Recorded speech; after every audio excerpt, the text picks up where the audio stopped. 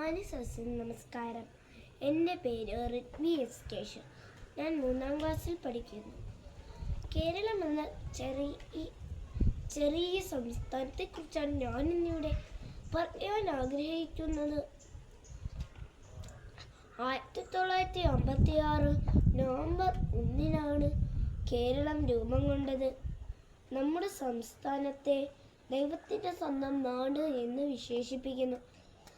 കേരളം രൂപം കൊണ്ടപ്പോൾ 5 ജില്ലകളാണ് ഉണ്ടായിരുന്നത്. ഇപ്പോൾ 14 ജില്ലകളാണ് നമുക്കുള്ളത്. നമ്മുടെ തലസ്ഥാനം തിരുവനന്തപുരവും സാംസ്കാരിക തലസ്ഥാനം തൃശ്ശൂരുമാണ്. നമ്മുടെ കേരളത്തിൽ 44 നദികളും 34 കായലുകളുമാണുള്ളത്.